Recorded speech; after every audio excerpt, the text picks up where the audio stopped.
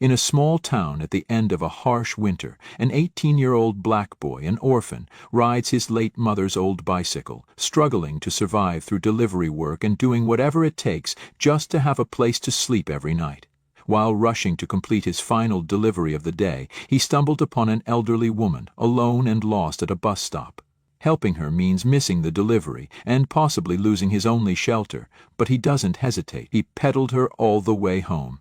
What he doesn't know is she's a billionaire, and what happens next will change his life forever. The wind had begun to turn colder that evening, the kind that nipped at your ears and slid quietly down the back of your neck, even if your coat was buttoned up tight. Along the edge of a quiet town in early winter, where the sun dipped early behind thinning trees and the streetlights flickered with a sluggish pulse, the old bus stop sat abandoned at the far end of a cracked sidewalk. People passed it like they always did, some with grocery bags tugging at their wrists, some with eyes locked to phones, some simply hurrying home before the dark settled in fully. But none of them looked at her. The old woman stood alone, wrapped in a beige woolen coat that had seen better decades, her silver hair poking out from a once white walnut, her small hands clutching a tattered leather purse as she turned to look at every car that passed, hoping it might be the one she was waiting for. Her mouth moved, murmuring something about the number 12 route, about a street that didn't quite match anything around here, and every few moments she took a step toward the curb only to shuffle back as confusion clouded her face. Not far from her, a young man named Andre had stopped to drink from a dented metal water bottle. He was barely 18, with a frame stretched thin by time and hunger, wearing a hooded jacket faded from too many winters and a pair of shoes that held together more out of habit than craftsmanship. His old bicycle leaned against a bench behind him. Rusted chains, squeaky pedals, and a rickety back rack that looked like it could fall off if nudged too hard. It had belonged to his mother, and after she passed, it became his only means of working. Zipping around the town delivering small parcels, groceries, medicine, anything people needed. The pay was barely enough to scrape by, but Andre worked with quiet urgency. That evening, he had one last delivery to make before the clock struck 8. One last errand, and if he completed it, he would have just enough to pay his week's rent. If not, the landlord had made it clear. The key would no longer fit the lock come morning. Andrew tightened the strap of the delivery bag across his chest, ready to ride out, when his eyes caught the motion of the old woman near the stop. Something about her stillness struck him, not like someone waiting, but like someone lost. She turned again, looked around, then looked at her own feet as if even they had become unfamiliar. She muttered something, took a half step forward, then stopped. Andre hesitated, the weight of the clock ticking louder in his chest. Minutes mattered now, and the difference between staying warm and being on the street was a single delivery away. But then the wind shifted and carried her voice over to him. Faint, shaky, but unmistakably frightened. Willow Lane. Or maybe it was Garden, was it, bus 12? Her words tumbled like loose leaves, and nobody else seemed to hear. Without quite realizing why, Andre walked over, pushing his bike beside him. "Excuse me, ma'am," he said softly, not wanting to startle her. "Are you all right?" She blinked at him, unsure, the way someone might look at a distant memory. "I was trying to get home," she said, her voice light and wandering. "But I think I missed the bus. Or maybe it missed me."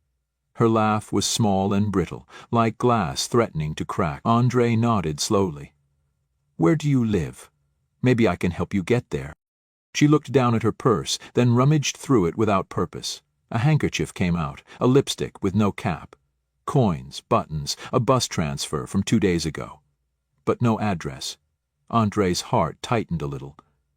Then something caught his eye, a delicate silver chain around her neck, and at the end of it a small oval pendant resting against her coat. He leaned closer, squinting. There, engraved in elegant cursive on the back of the charm, were the words, "Evelyn Rose, 48, Oak Hill Drive, North Side." His breath caught. Oak Hill. He knew the area. Way out past the edge of town, nearly 2 hours away by bike, and most of it uphill. For a moment, Andre's mind went to the clock again. He would miss the delivery. He would lose his room. He would sleep in the cold tonight.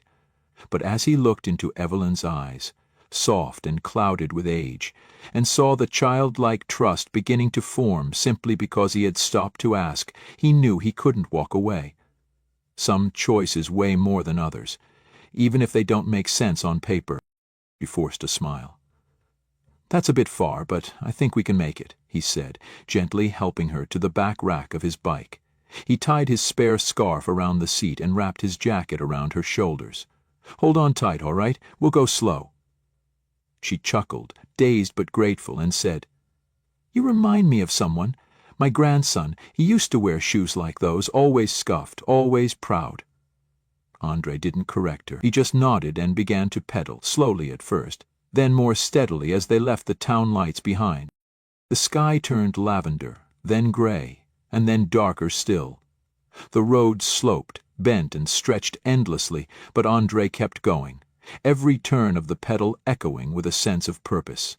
Behind him, Evelyn hummed a tune, sometimes trailing off, sometimes pausing to ask where they were, then forgetting the answer minutes later. He answered every time as if it were new. "We're getting closer. Don't worry. Just over the next hill." The wind grew sharper and the street lamps rarer, but he kept his eyes forward.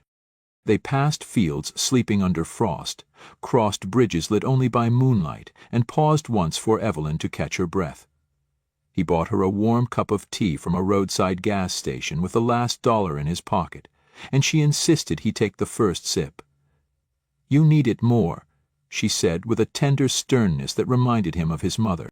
When the gate of 48 Oak Hill finally appeared, whitewashed with chipped paint and ivy curling around the iron bars, it was nearly 9:30 p.m. Andre's legs ached, his hands were numb, but he exhaled in relief.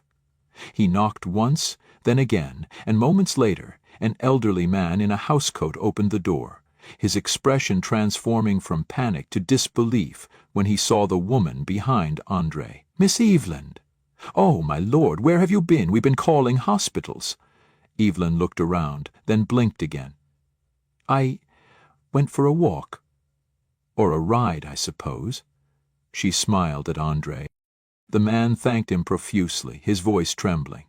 "Please, come inside, warm yourself, have something to eat. Let us give you a ride back." But Andre shook his head, weary but content. "No need. I should get back before it gets colder." He scribbled his number on a torn receipt and handed it over. "In case you ever needs help again," and with that he got back on his bike and rode off into the dark, unaware that his room would be locked and his bed replaced with a storage closet floor, but also unaware that something far more meaningful had just begun. By the time Andre reached the edge of town again, the streetlights had thinned out and the warmth from the gas station tea had long faded from his hands. His knuckles were stiff, and every bump in the road rattled up through the handlebars and into his bones, but he didn't complain. The ride back was quieter, lonelier somehow without the gentle voice behind him, or the small, familiar weight of someone trusting him to keep pedaling. The wind had picked up by then, whistling through the bare trees and carrying with it the first sense of deep winter, wood smoke, cold metal, and something bitter that always seemed to hang in the air after 9 o'clock. Andre coasted the last block to his boarding house, a narrow 2-story with peeling paint and a porch light that never worked. He parked his bike quietly, climbed the steps and reached into his pocket for the key, only to find an empty space. At first, he thought he'd simply reached into the wrong one, but after checking every corner, every pocket, every seam in his jacket and jeans, it became painfully clear. The key was gone. He knocked gently on the door, hoping the landlord might still be awake, but no lights came on. He knocked again, then louder. Nothing.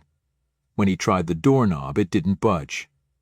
Then, as if to confirm the inevitable, he glanced down and saw the small bundle of his belongings, his spare shirt, a towel, a cracked phone charger, stuffed into a plastic grocery bag and left beside the door like yesterday's mail. There was a note taped to the door.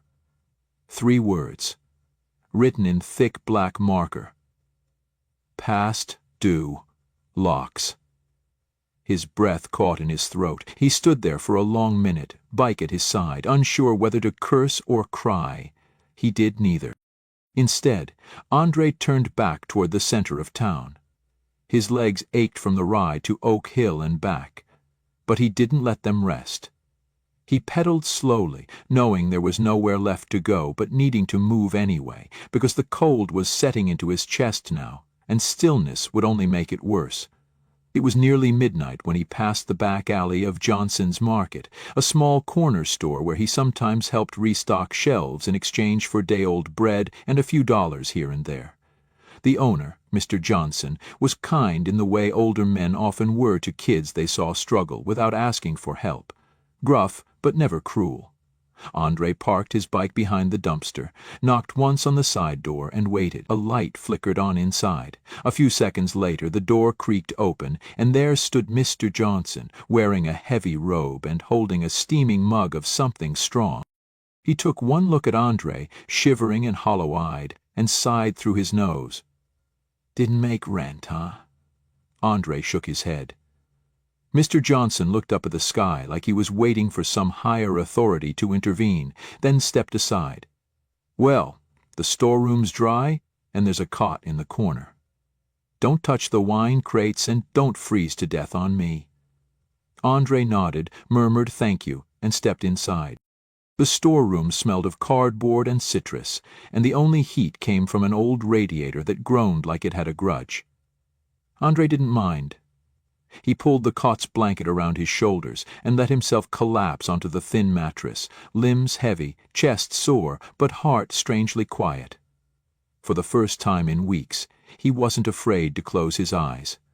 Something about the ride, about Evelyn's hand on his shoulder and her laughter in the dark, had made the world feel a little less jagged. He drifted to sleep, thinking not of the locked door behind him, but of the silver pendant, the soft hum of wheels turning on gravel, and a voice that had said, "You remind me of someone I love." Outside, the wind howled against the store's walls, but inside, Andre slept soundly, unaware that miles away a woman sat at her kitchen window, now fully awake. In her lap was the same coat she had worn that night, and in her hand was a torn receipt with a phone number scrawled in uneven blue ink. Evelyn rose, no longer lost in fog, stared at the paper, and whispered his name like a prayer, the first warm thing she'd spoken into the quiet house in years. The morning arrived with a hush, pale and hesitant, as if the sky itself was unsure whether to wake.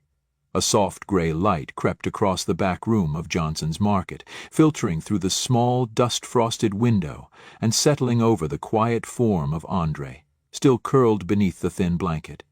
The cold clung to the walls, slipped through the cracks in the old frame, and wrapped itself around his bones. But he didn't stir. Not yet. His body ached in the particular way that follows a long night on a hard cot.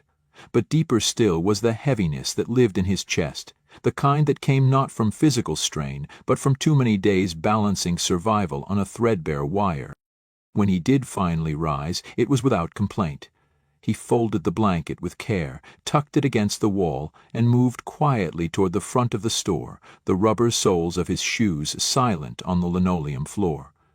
Mr. Johnson was already there, as always, opening up with the stoic routine of a man who had long ago learned that consistency was its own kind of faith. He grunted when he saw Andre, then pushed a banana and a half-warmed cup of coffee toward him. No words, just quiet acknowledgement, the kind that meant more than conversation. Andre took the banana with a quiet thanks, peeled it slowly, and stood by the window, watching as the town exhaled into motion. Steam rose from the hoods of parked cars, children shuffled along sidewalks clutching their backpacks, and somewhere in the distance a dog barked once and then was silent.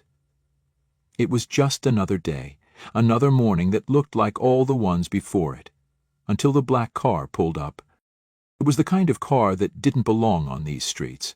Too polished, too quiet, gliding into the curb like it was answering a summons. The man who stepped out was tall and lean, his coat too fine for a town like this, his shoes unscuffed, his posture deliberate. He glanced at a slip of paper in his hand, then looked directly through the store window, his eyes landing on Andre like he had always known where to find him. When the bell over the door chimed and the man stepped in, the room seemed to shrink around him. "Excuse me," he said, his voice smooth but with a weight beneath it. "I'm looking for someone named Andre." Andre turned from the window, frozen for just a breath. "That's me," he said cautiously. The man's expression softened with relief. "Miss Evelyn Rose sent me," he said. "She asked me to find you. She remembers everything, and she wants to thank you. She insisted—" Mr. Johnson paused mid-sip of his coffee but said nothing. Andre looked at the man, then down at the receipt in his hand, his own handwriting, the number he'd scrawled before riding off into the dark. It hadn't been meant for anything more than a lifeline. He never expected it to be used. Charles, as he introduced himself, held the door open, gesturing to the car. "She's waiting, if you're willing." Andre hesitated, something flickering behind his eyes. The idea of going back to that house, of stepping into a world that didn't belong to him, felt like standing barefoot at the edge of a polished ballroom floor. He was just a delivery boy with no place to sleep, no family, no finish line. He had done what was right. That was all. "I just wanted to make sure she got home safe," he said, quietly but firmly. That's all it was. Charles regarded him for a moment, neither offended nor insistent. "And you did," he replied. "But she believes you gave her more than directions. She said you gave her back a sense of herself. She'd very much like to tell you that in person." Andre looked toward Mr. Johnson, who shrugged with the same indifference he used to mask concern. "Go," he said. "Your coat'll be here if you need it." With a breath that felt too large for his chest, Andre nodded and followed Charles out. The drive to Oak Hill was surreal in daylight. The trees that had loomed like shadows the night before now stood tall and still, sentinels of some secret forest path. The turns felt shorter, the hills less steep, but Andre still remembered every one of them, each stone and slope etched into the memory of his legs. When they reached the grand white house, it no longer looked like a monument but a memory. Familiar, softened by the hour, Charles led him through the side entrance into a room filled with sun and old books and quiet warmth. There, seated by the window, was Evelyn, not the dazed, wandering woman from the night before, but someone entirely different. Her eyes were sharp, her hair neatly pinned, and when she saw Andre, her smile broke over her face like morning over mountains. "You," she breathed, her voice trembling just enough to show its truth. "You brought me home." She reached for his hands, her grip gentle but insistent. "I remember everything, every street, every word. You didn't treat me like a stranger. You made me feel safe." Andre bowed his head, unsure what to say, the praise feeling too large for the simple act he had performed. But Evelyn wasn't done. She leaned forward, her eyes searching his. "I don't know your story," she said, "but I'd like to, and if you don't have a place to go, I would be honored to offer you one here. Not just for tonight, for longer if you'd let me. This house has too many rooms and not enough kindness. You would change that." Andre blinked, the offer catching him completely off guard. It was generous, more than generous, and yet something in him resisted. He took a step back, his voice low but steady. "That's kind of you, really, but I didn't do this to get anything. I just wanted you to be safe, that's all." Evelyn's eyes didn't waver. "And that," she said softly, "is exactly why I want you to stay." He didn't answer right away. The silence between them stretched, gentle but uncertain, filled with a feeling that neither of them could quite name. And though Andre would return to the market that night, would sleep again in the storeroom and wake to the same cold, something had shifted. He had been seen. Not for what he lacked, but for what he carried.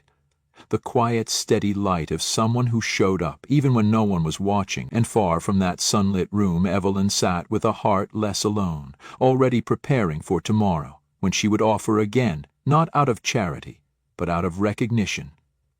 because sometimes family is not who we are born to, but who we choose to walk home with in the dark. The next morning came with a gentler sky, brushed with faint streaks of pale gold that peeked shyly through the faded curtain of cloud, as if the sun itself were hesitant to intrude on the stillness of the day. Inside the back room of Johnson's Market, Andre had risen early, as always, sweeping the floor and organizing crates in neat, quiet stacks, his mind too full of Evelyn's visit the day before to focus on the rhythm of work. He had replayed her words through the night, again and again, each syllable lingering like the last note of a hymn that refused to fade. Her presence had not overwhelmed the room, it had warmed it. And yet, Andre had not known what to do with such a gift. He'd never had anything offered so freely, so tenderly, and certainly not from someone who looked at him without judgment, only with hope. As he set down a box of canned peaches, the doorbell jingled, not in the usual impatient clatter of a regular customer, but in a soft, measured chime that felt familiar.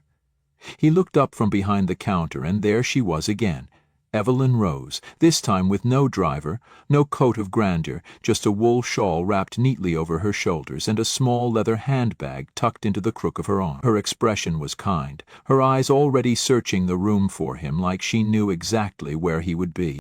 Andre straightened instinctively, his hands wiping unconsciously on his jeans as he stepped forward. She smiled and walked toward him, not with the authority of someone used to commanding space, but with the gentleness of someone who had decided to share it. "I hope you don't mind me coming again," she said softly, her voice warmer than the morning light. "I've been thinking about you all night." She paused, then added, "I suppose that sounds strange, but I mean it kindly." Andre nodded, not trusting his voice just yet. She looked around the store, then leaned a little closer, as though what she was about to say belonged only to the air between them.